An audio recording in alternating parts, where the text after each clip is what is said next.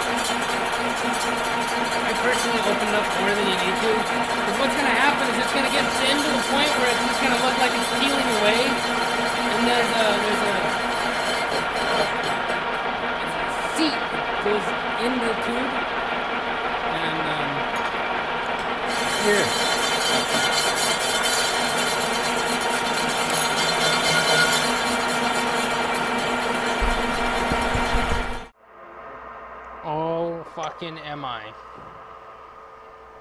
One of those things, I was looking at Facebook and there's this guy hanging out with another guy that I think was a customer at the auto shop I worked at. And if it is the same guy, he had really angry German Shepherds and Hank Williams III shit written all over his truck. I was told I'm not allowed to pet the dogs. You're apparently guard dogs.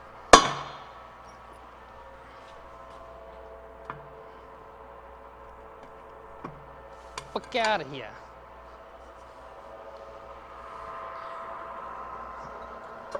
Okay, so now, what's gonna happen is I will put this in a forge out later and then clean up the little bit of lip here. Because, you know, you can see that there's a lip there from the old tube. Yeah. And so I will clean it up and then when we get the new tube, we may either need to clean up the tube a little bit or turn this down a little bit because sometimes it's not exactly perfect. And you can press them in, but I don't want to. And if you thin out the tube, then you thin out the tube and then you run that risk. But if you take like 10, 20 thousandths off of this thing, it's not really gonna kill anybody. You do run the risk of thinning out and potentially breaking your drive shaft if you go the other way. Because right there at that lip right here is where it's gonna fuck up. Okay. But on my truck, I had to turn this down I had to turn it down like 20 thousandths. It was just all wonked out. But yeah, we'll probably get a new tube tomorrow or something. But I think I don't want to do that for just making it a little bit more level. Look at that, the hydraulics aren't available. But the hydraulics are moving. But anyways, it's got a brake on it, and then it gets mad at you, and it's like, I have a stall! And it's like, yeah, let the brake loose, jackass.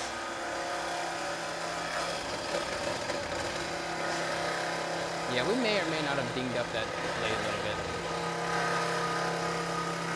What a load of shit. More content to not put in. Is there more content to not put in?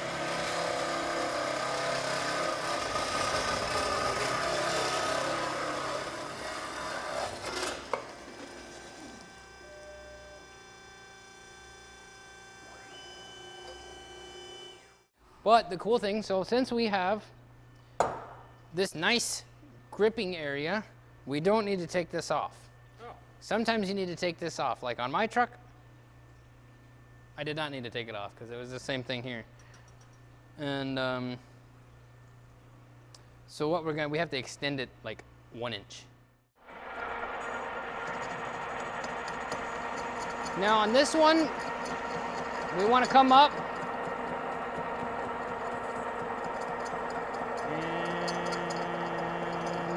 and leave a shoulder. Because last time I didn't leave a shoulder and it's harder to dial it in. So it's actually got somewhere flat to go against. But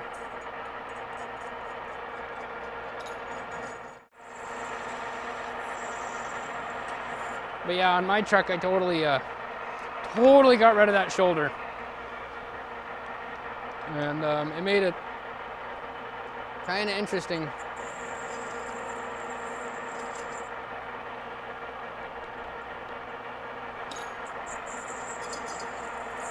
This ought to be our last cut here. Wow. This is a really thick piece of shaft. Gone in 125 thousandths since my like 20 thousandths cut initially. The best part of a Dodge is apparently the drive shaft. Actually, this looks paper thin. Yep.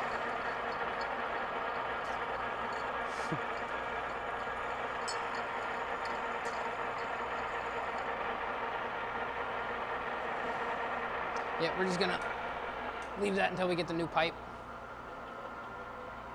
But that's the most ideal way of going about it. Is it just falls apart into a really hot ring.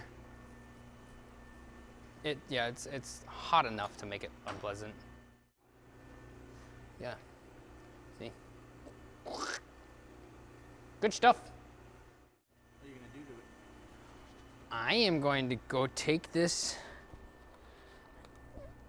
and I'm going to put this back inside the truck because there's where it was at, there was about this much of it sticking out, so it was using about half of it.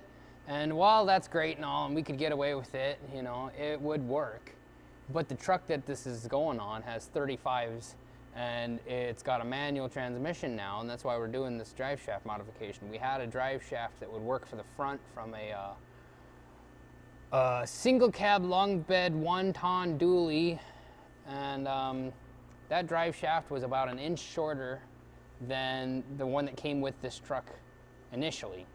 Okay. I don't know why. The front axle spacing should be the same. The transmission should be the same.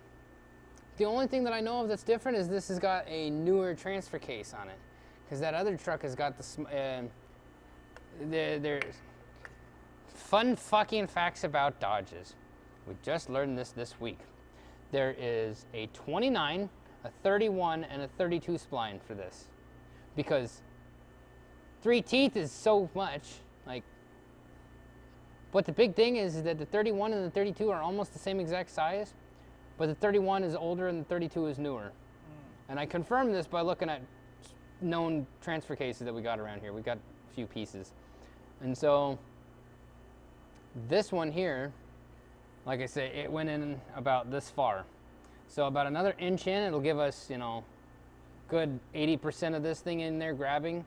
While it would have worked with this much, it's better to have that extra little bit in case there's like a moment where we decide that we need to drag race somebody for some reason with the 1-ton or the 3/4 ton truck. You never know. There might be a charger that needs to be shown up. Because this truck's gonna be cool when it's a manual. Should be fun. But the swap is done, except for the drive shaft for the rear. The front drive shaft's in, the pedals are in, everything is done but this. So when we get that done, we can go for a drive in the truck and row gears. But it's a unicorn, a 1998 3/4 ton, 12 valve with a 5-speed. They did not build that many of them, and most of the trucks in 98 were a 24 valve. And those were the shitty ones that break. And we lucked out with this truck because it had the 12 valve in it. And the automatic that was in it was doing really well. We got it, put like 8 quarts of fluid, I think it was 8 or 10 quarts of fluid low. And then they were like, yeah, it needs a transmission. And we're like, okay, whatever, we're gonna dump fluid in it first. For whatever reason, it just worked. It shouldn't have worked, but it just did. And so we drove it around for like 2 years with no problems. The torque converter lockup wouldn't work, so it had more power than it normally would, because normally it like locks up and then it kind of, you know, lowers your RPM. But this one wouldn't do that, so it would just be like full lockup all the time in all the gears, and so it would really just, it would move. And it's, as far as we know, it's stock. We don't, you know, it had an auto start in it and an exhaust brake, but I took both of those out because the exhaust brake was seized, and the auto start was from a company that went out of business like 20 years ago. And so, but it's the only one I've ever seen with a key fob. It's the only one I've ever seen. So I kept the fob and pulled the controller out, or the auto start, and it didn't work anyways. I tried it, it didn't work. And that was, I think, why the company went out of business, is because they just didn't fucking work. So, with that being said, it was just in the way. And they ran the wires through the firewall. There's a hole for the clutch master cylinder. There's a spot where there's a cutout for it, and it's got 2 little bolt holes and stuff. And they were running the wires right through there, so that's why I didn't just leave the auto start. It was physically in the way for this to be a thing. And for anybody interested in doing a swap like this, there's a lot of interchangeable parts, but there's also a lot of stupid nonsense that Dodge pulled. So do your research and then do it again, because nothing makes sense with these people. We have discovered there's at least a minimum of 3, potentially 4 different cabs, depending on whether it's 4-wheel drive, automatic, manual, and 5-speed versus 6-speed. At least in the 2nd gen. It's not necessarily that way in the 98, because the 98's only got 2 cabs. The automatic, maybe 3. I haven't confirmed it yet. I want to know if a 2-wheel drive has got a spot for a transfer case lever. If it doesn't have that, that actually means there are 4 cabs for that one, like, 4-year range, because then you'd have the 2-wheel drive manual, the 2-wheel drive automatic, which would have no shifter hole, and potentially no shifter hole for the transfer case. And I don't know if they do a plug or not. And that's what I really want to know, is if it's got a plug or if it's actually completely smooth, because that would literally mean there are 4 different cabs for one generation of truck, instead of just putting a hole in the floor like Ford and Chevy and calling it a day. At least I think Chevy did it. I hope they did. We got to take apart your truck now. Oh. You have the answers. So, yeah. Should be good. Cool. But yeah, we'll get the truck put together and then do another drive. Like, get a good video of it throwing gears. I reached in my pocket and there was a tape measure, and I was like, oh fuck. And I looked at it and it was the orange one and it said saw on it, and I was like, oh, there's a tape measure right there. I knew I had one over here. Whatever. Anyways, I gotta trim off a little under 1/8 of an inch off of this thing, because they cut it wrong. And yeah, I have been informed that the 3-jaw is sufficient, but you got to be really careful when you're doing this stuff, because if you tighten it up too much with this tube, it'll crush the tube. Yeah. So just snug enough, just nice and tight. that's that feel. You'll feel it start to tighten up, and then just a little bit of love.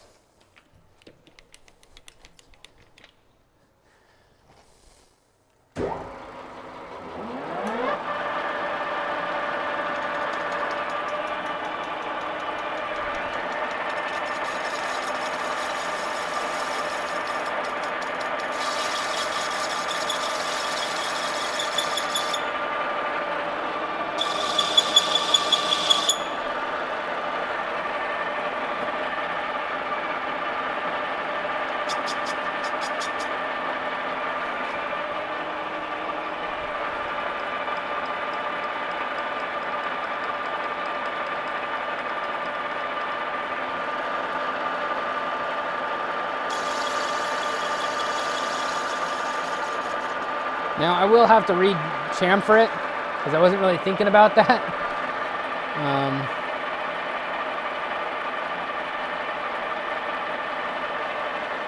Yeah, should have chamfered it first. You'll have to rearrange the order of stuff.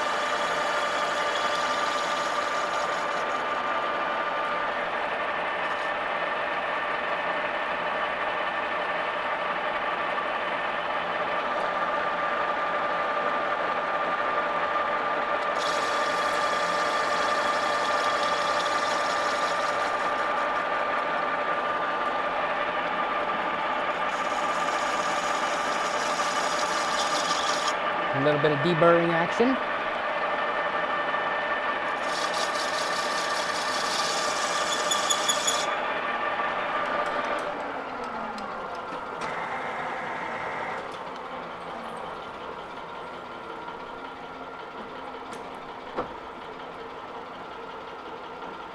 I fucking hate you.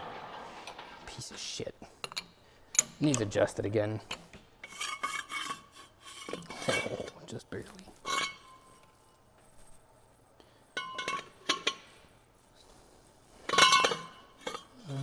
Let's just give her a double check measurement while we're here. We are maybe 20 thousandths over where we need to be. So I'll bring her back over here, snug it. Bitch.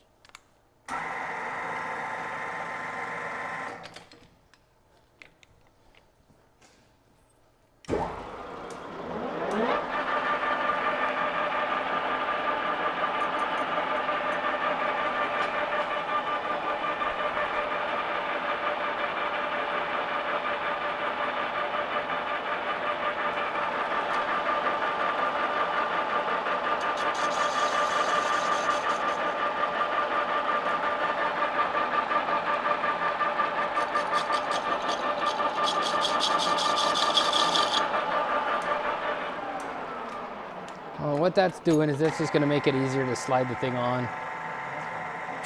And so, while she's in the grippy hole,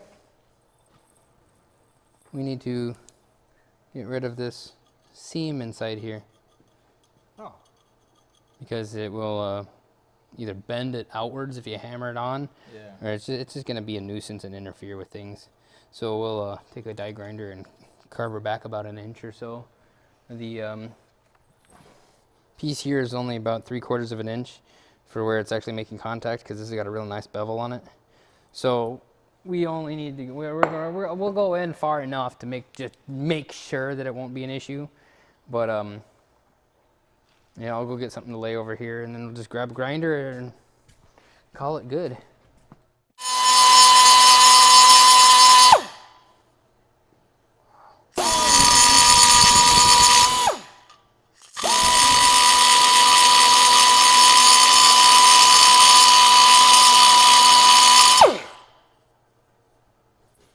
Super. Now, if I was a smart man, I could get a light that I don't need to hold with my own mouth. I'm just getting your dietary iron. It's aluminum. Well, yeah, you don't need that.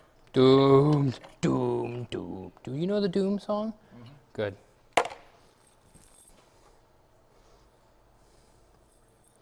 And as we all know, we don't use the seamed pipe for special activities. Splits. Oh. Mm-hmm. Yeah.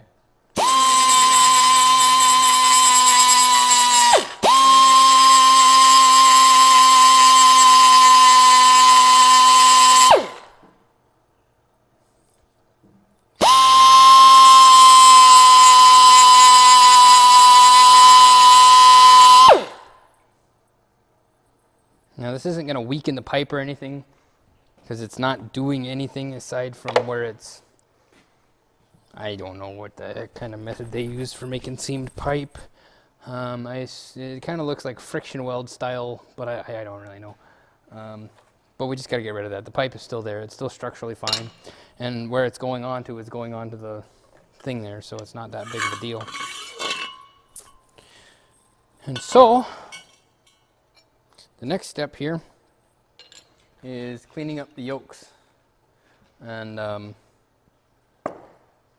what I'm going to do is not really hold it in this thing here, but I was just hoping it would hold it. Okay. I got to get rid of this. So I'm on the other one. What I'll do is since this one's got a nice ring, I messed up with the initial. I had forgotten a step. What you do is you come in here, right, like before the weld, and you put a V in there with the deburring tool, and then you just kind of work that V down to the tube, and then it'll split just like this. It'll peel, and that's where you know how far you've gone in. And then you just clean up the extra little bit here, and you don't have to do this whole sleeve here. But what we're gonna do is I'm gonna grab a cutoff disc, and we're just gonna go around it, because you don't need a lathe to do any of this. It just helps.